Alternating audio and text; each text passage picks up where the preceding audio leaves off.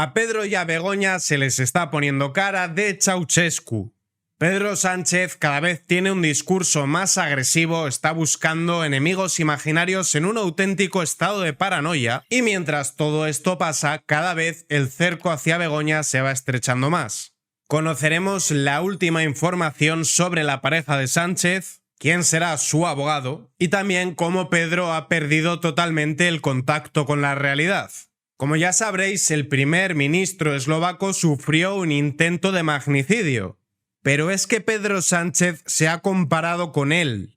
Pedro Sánchez se compara con el primer ministro eslovaco tiroteado y dice que también recibe violencia política. El grado de paranoia al que ha llegado le lleva a equiparar la situación del primer ministro eslovaco con que le griten que te bote chapote o que le abucheen. Lo dramático de esto es que para las charos que votan al PSOE esto es verdad. Viven en una realidad paralela en la cual tenemos un gobierno de progreso, toda la información que va saliendo que afecta a la pareja del presidente o a su equipo de gobierno es fango, y oye, si les dice que la economía española no ya es que vaya como una moto, sino que va como un cohete de la Yoli-Poli, se lo creen. Da igual que sus familiares hayan perdido el empleo, que les quede menos dinero a final de mes si es que les queda algo, o que la cesta de la compra esté disparada. Si lo dice Pedro el Guapo ha de ser verdad. No obstante, en esto no me voy a detener, más me interesa lo que dijo Pedro Sánchez en la entrevista barra masaje que le hizo Ferreras. Y lo vamos a ver antes de pasar a las últimas novedades sobre Begoña. Sánchez asegura que su mujer ha denunciado a la prensa por desvelar sus negocios sin que conste ninguna. Y diréis, si no consta ninguna denuncia, ¿por qué dice esto? Pues por dos razones. La primera es la más evidente. ¿Quién ve La Sexta? Pues los mismos que leen El País o que escuchan a la SER, los más palmeros, los que son más sanchistas que Sánchez. Aunque no conste ninguna denuncia, se creerán que están puestas y si está denunciado será que es mentira. Lo que dice Sánchez va a misa. Pero la segunda razón, y esta no me hace ninguna gracia, es que es un aviso a navegantes, es un aviso a la prensa libre. Si tú tienes la osadía de exponer los trapos sucios del matrimonio Ceausescu, entonces Sánchez empleará el aparato del Estado para aplastarte. Y esto lo voy a hilar con esta noticia de la Gaceta que será relevante después para cuando veamos las últimas novedades sobre Begoña. Sánchez anuncia que tomará medidas tras las elecciones europeas contra los medios no afines. Y hay un detalle que sí que quiero comentar sobre esta imagen de Al Rojo Vivo. Si os dais cuenta, el presidente cada vez está más demacrado. Se suele decir que el poder desgasta, pero ninguno se ha desgastado como Sánchez en este último año. Esta es la imagen de alguien que está acorralado, es la imagen de alguien que no puede conciliar el sueño. Si tiramos de hemeroteca, recordaremos que Sánchez dijo que no dormiría tranquilo con Pablo Iglesias de vicepresidente, y en cambio durmió a pierna suelta. Esto es así porque a Sánchez España le interesa más bien poco, pero hay algo que sí que le interesa a Sánchez, el propio Sánchez. Si está así de estropeado, es porque sabe que no le espera ningún gran puesto en la OTAN después de enemistarse con Israel, socio prioritario de Estados Unidos en Oriente Próximo, sabe que lo tendrá complicado para colocarse en Europa después de haber llamado nazi a Weber, y sabe que tiene a medio gobierno salpicado por la corrupción. De ahí que haya metido quinta marcha contra los medios de comunicación y contra el Poder Judicial. Es un todo o nada. Si le sale mal, acabará en desgracia, ocupando uno de los anales más oscuros de la historia de España. Y si le sale bien y consuma su plan, entonces podrá mantenerse en el poder. Pero la apuesta es arriesgada. Tiene que acabar con la independencia del Poder Judicial y con la libertad de prensa. Si leemos entre líneas, lo que podemos entender de este titular es cuál va a ser la hoja de ruta de Sánchez. Publicidad institucional para aquellos medios afines e impuestazos para aquellos díscolos. Y aquí puede afinar un poco, y si vemos que se han hecho en otros países con una agenda liberticida, ruta que ha tomado nuestro país, también podría sancionar a aquellas empresas que se anuncien en medios no afines. También comentó: aquí no hay caso, hay fango. Es que aquí no hay caso, hay fango. Y esto lo vamos a hilar con el siguiente titular. Sánchez anticipa que el juez archivará el caso Begoña, aquí no hay caso, hay fango. Y es que esto es un mensaje al Poder Judicial. Si hay caso o no, no depende de Sánchez, que sería el investigado, o mejor dicho, la pareja de la investigada.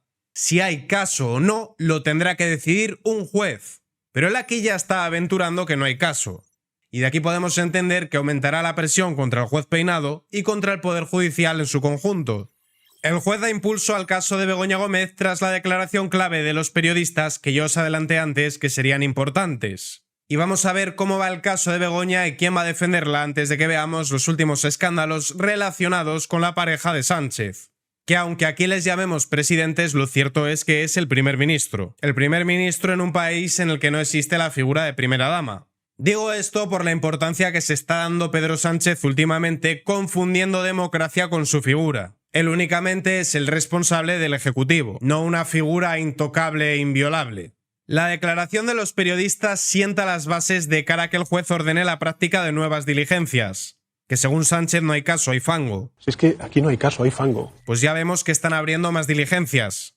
Además, el juez Peinado tiene sobre su mesa la querella interpuesta por hazte oír, que se sumaría a la de manos limpias. En la cuestión de tráfico de influencias hablaríamos de 4 contratos por un importe de 10,2 millones a la mercantil de Carlos Barrabés, que ya sabemos que es quien estaba detrás del máster de Begoña. A eso volveré luego. Por resumir, en las licitaciones Barrabés contaba con el aval de Begoña, de tal manera que se llevaba los contratos públicos pasando por delante de la competencia. Y también se hablaría de las reuniones de Begoña Gómez con el CEO de Globalia, Javier Hidalgo, que como ya sabréis, se reunía con él mientras estaba trabajando en el rescate Air Europa, el mayor rescate que ha dado la SEPI.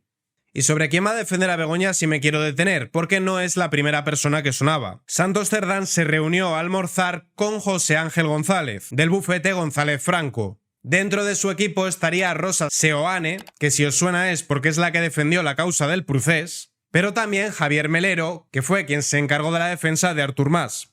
Y ya de entrada que el secretario de organización del PSOE se reúna con este abogado era raro, pero más raro a tenor de qué bufete es.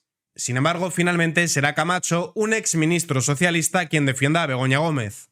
Si no hay caso y solo hay fango, ¿por qué contactar con bufetes de tanto prestigio o incluso con un exministro? Begoña Gómez contrata al exministro socialista de Interior, Antonio Camacho, como abogado defensor. Fue secretario de Estado de Seguridad y ministro del Interior con Zapatero, pero es que además esta persona estaba pululando por allí cuando se produjeron los chivatazos a la banda terrorista ETA. El famoso caso Faisán, que consistió en que mientras Zapatero negociaba con ETA, se produjeron una suerte de chivatazos para evitar detenciones a etarras que hubieran truncado estas negociaciones. Pero es que estas negociaciones se truncaron de igual manera cuando se produjo el atentado de la T4.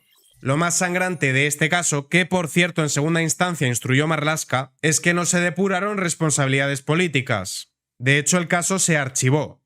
No obstante, hemos repasado la cuestión de las negociaciones con el grupo Globalia, que a través de Wakalua patrocinaban la actividad de Begoña en el Africa Center, así como del contacto de Barrabés. No he hablado del máster de Begoña, y esto es así porque las últimas novedades tienen que ver precisamente con este máster. Lo primero es que varios juristas afirman que el nombramiento de Begoña Gómez puede ser nulo. Que aquí, por cierto, también hubo un presunto ilícito de malversación, ya que sustrajo 60.000 euros, 10 millones de las antiguas pesetas, para crear la página web de una de sus empresas.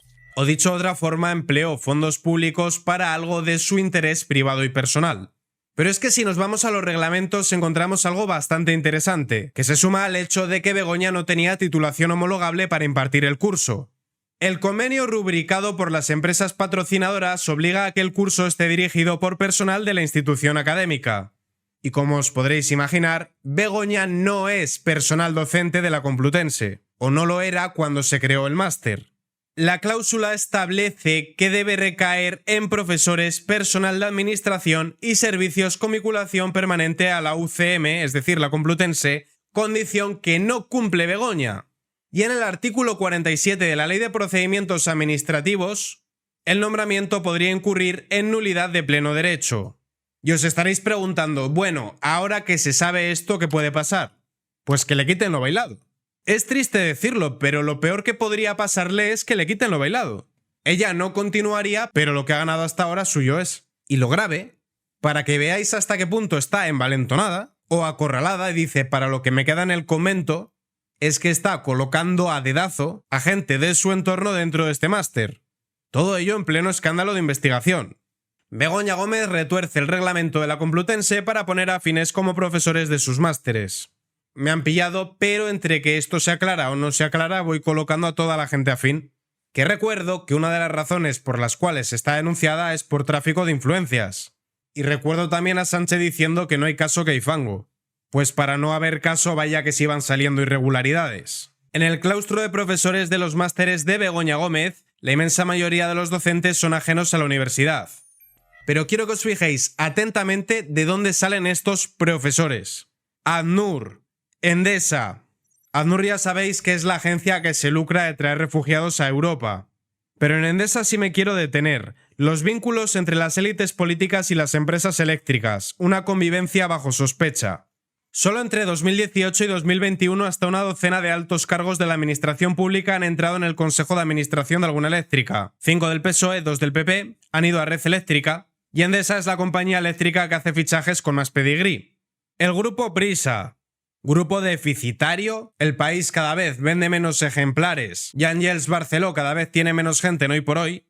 UNICEF, Cruz Roja, ONGs para nada sospechosas de estar lucrándose con el tráfico moderno de seres humanos. Nótese la ironía.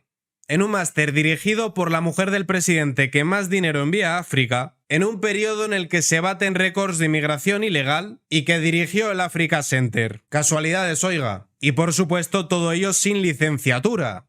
Pero a pesar de que no había licenciatura, que no tenía títulos homologables, que el máster es impartido por personas que ni siquiera son docentes de la Complutense, a pesar de todo eso, Barrabés ganaba las licitaciones con el criterio subjetivo de contar con el aval de Begoña Gómez. Pero no hay caso, hay fango, estos son bulos de la extrema derecha. Si es que aquí no hay caso, hay fango. La dirección deberá recaer en un miembro del personal docente o investigador o personal de la administración.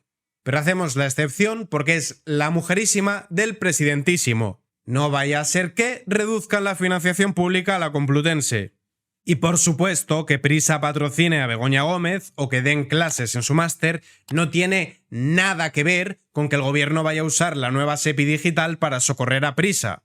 Ni tiene tampoco nada que ver con que Sánchez fuese después de su paripé de los 5 días al programa de Àngels Barceló a que le haga una entrevista a masaje. Si es que aquí no hay caso, hay fango. Son casualidades, no seáis mal pensados. Aunque tiene su guasa que vaya a perseguir a los medios independientes mientras rescata y financia a los medios afines. Todo ello diciendo que él es el adalid de la democracia y que todo esto lo hace por regeneración democrática. El mismo señor que pretende dar un golpe blando contra el Poder Judicial.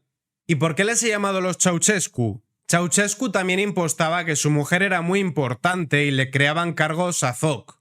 Los Ceausescu también se rieron del pueblo todo lo que quisieron y más. Lo que pasa es que la paciencia del pueblo se terminó agotando. No acabaron bien. Y la historia no les recuerda con gratitud. Dudo mucho que la historia de España sea benevolente con Pedro Sánchez. Porque independientemente de lo que dictamine el juez, el juicio público ya lo ha perdido. Lince TV, Política y Noticias.